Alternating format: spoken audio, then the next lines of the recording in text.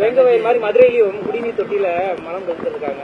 அது தொடர்ந்து நீடிச்சுக்கிட்டே இருக்கு. இது ஒரு நூதன என்ன முறை? இதை குடிநீர் பிடிக்கக்கூடியதுல மலம் கலக்கிறது வந்து ஏற்றுக்கொள்ள முடியாது. தொடர்ந்து அதிகரிச்சுக்கிட்டே இருக்கு. வேங்கவயல் நடந்துச்சு, அது பெரிய சிறப்பு. இது ஏற்றுக்கொள்ள முடியாது, பொறுத்துக் கொள்ள முடியாது, நடக்கக்கூடாத ஒண்ணு நடந்துட்டு இருக்கு திமுக ஆட்சியில. தொடர்ந்து இதை கேட்க வேண்டிய ஆளு மதிப்புக்குரிய என்னுடைய நண்பர் மதிப்புக்குரிய திருமாவளவன் அவர்கள். இதை பற்றி கேட்க வேண்டும் என்பதுதான் என்னுடைய ஒரு ஆசை. இன்னும் அந்த கூட்டணியில் இருக்கக்கூடிய காங்கிரஸ் கட்சி தலைவர்கள், கம்யூனிஸ்ட் கட்சி தலைவர்கள் எல்லாமே நல்லா இருக்குங்கிறாங்க. எதெல்லாம் நல்லா இருக்குங்கிறாங்க? கள்ளக்குறிச்சி 65 பேர் சாராயம் குடிச்சது நல்லா இருக்குன்னு சொல்றாங்க. இந்த திமுக கூட்டணியில் உள்ள எல்லாருமே. வேங்கவேல் பிரச்சனை அந்த ஆள போச்சு, என்ன ஆச்சுன்னே கேட்கல. யாரெல்லாம்? இதே திமுக கூட்டணியில் உள்ளவங்க. செக்ரட்டரியேட்ல தலைமைச் செயலகத்தில் எல்லாரும் உள்ளிருப்பு போராட்டம் நடத்துறாங்க. யாருடைய ஆட்சியில? திமுக ஆட்சியில. இதுல திமுகவுடைய கூட்டணி கட்சிகள் எதுவுமே கேட்கவே மாட்டேங்கிறாங்க. ஆனா எல்லாம் திருப்பி எல்லா கேள்வியும் எங்கள்கிட்டயே நீங்க கேட்டுக்கிட்டே இருக்கீங்க. அதுதான் எங்களுக்கும் விளங்காத ஒரு புதிரா தான் இருக்குது. இதுல சொல்றேன், கரூர்ல 41 படுகொலைகள் நடந்திருக்கு. போலீஸ் லத்தி சார்ஜ் பண்ணியிருக்காங்க. 41 படுகொலைகள் கரூரில் நடந்திருக்கு. யார் காரணம்? யாருடைய ஆட்சி நடந்திருக்கு? மாண்புமிகு தமிழக முதல்வர் அவருடைய ஆட்சியில திமுக ஆட்சி நடந்துட்டு இருக்கு. கூட்டணி கட்சிகள் எதுவுமே கேட்க மாட்டேங்கிறாங்க. எல்லாத்தையும் எங்கள்கிட்ட நீங்க கேட்டுக்கிட்டே இருக்கிறீங்க. வேற உங்களுக்கு வேற என்ன வேணும்? மாஞ்சோலை மக்களுக்கு இந்த ஏற்கனவே அவங்களுக்கு இன்னும் உரிமைகள் கிடைக்கப்படல. இந்த நிலையில ரேஷன் விநியோகத்தை நிப்பாட்டிட்டான்னு சொல்றாங்க. எப்படி பாக்குறீங்க? மாஞ்சோலையை பொறுத்தப்பட்டும் ஏற்கனவே நான் மாண்புமிகு தமிழக முதலமைச்சர்கிட்ட நான் ஏற்கனவே சொல்லியிருந்தேன். அதனுடைய அடிப்படையில் மதிப்புக்குரிய அமைச்சர் தங்கந்தன் அரசு ஒரு சில இதுகள் எல்லாம் ஏற்பாடு பண்ணி கொடுத்தாங்க. மீதி இருக்கக்கூடிய பிரச்சனை, இன்னும் குறைந்த இருக்கக்கூடிய பிரச்சனை அவங்க தீர்க்க வேண்டியது தமிழக அரசினுடைய கடமை. எடப்பாடி பழனிசாமி பேசும்போது கூட்டணி கட்சியும் தாவேகா கொடி அங்க கூட்டத்தில் இருக்கிறத பத்தியும் பேசியிருக்காரு. கூட்டணி வருவாரு அப்படின்ற மாதிரி. அதாவது இப்போ ஒரு ஆட்சி நடைபெற்றுக் கொண்டிருக்கிறதுனா 4.5 வருஷம் ஆச்சு. இன்னும் 6 மாசம் தான் இருக்கு.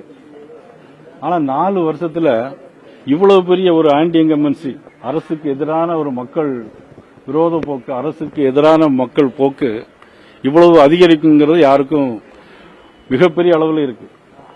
அதனுடைய அடிப்படையில் இன்னைக்கு எல்லாரும் ஓரணியில சேரணும். நான் ஏற்கனவே ரொம்ப நாளா சொல்லிட்டு இருந்தேன்ல, இன்னைக்கு மக்களா ஒன்னு சேர போறாங்க, ஒரு ஆட்சி மாற்றத்தை உருவாக்க போறாங்க. அதனுடைய அடிப்படையில் தான் இன்னைக்கு எல்லாருமே ஒரு கொடியின் கீழ் பல கொடியின் கீழ் வர வேண்டும் என்பது என்னுடைய ஆசை. சிறுமிய பாலியல் வன்கொடுமை செய்த வழக்குல உச்சநீதிமன்றம் அது ஏதோ நீங்க புதுசா பேசுறீங்க, இன்னைக்கு நேரத்து நடக்கிற மாதிரி.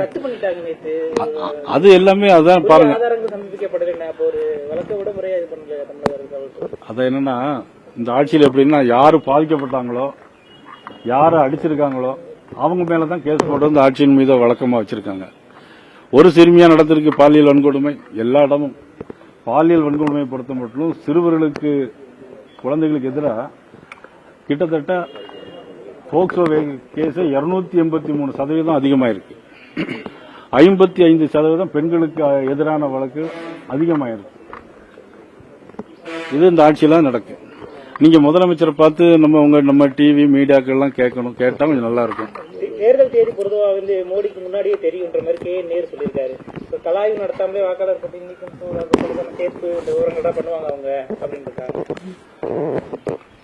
அமைச்சர் சொன்னதுக்கு பதில் சொல்லணும்னா, அதெல்லாம் ஒரு இண்டிபெண்டன்ட் பாடி.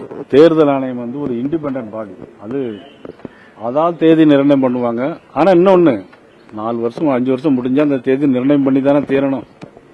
அதுக்கு என்ன அவரு பிரைம் மினிஸ்டர் என்ன பஞ்சாங்கமா பார்க்க முடியும்? ஏப்ரல் 10க்குள்ள தேர்தல் நடத்தும் தானே நம்மளுடைய விதி, 5 ஆண்டு கால விதிப்படி. இதுக்கு ஒரு கொஸ்டின் கேட்க வேண்டிய அவசியம் தான் இல்லை. விஜய் கரூர் மக்களை சந்திக்கிறது, பாதிக்கப்பட்ட மக்களை சந்திக்கிறது மனு செஞ்சிருக்காங்க. பார்க்கணும் தெரியுது. அது எப்படி பாக்குறீங்க? விஜய் பொறுத்த மட்டும் இன்னொரு கேள்வி கூட நீங்க கேட்டிருக்கலாம். ஏன் இவ்வளவு நாள் வரை போய் பார்க்கலன்னு கூட கேட்டிருக்கலாம்.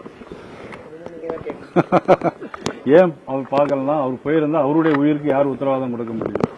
அவரையும் அடிச்சு கொள்வதற்கு 41 பேரை அடிச்சு கொண்டாங்க, மிதிச்சு கொண்டாங்க.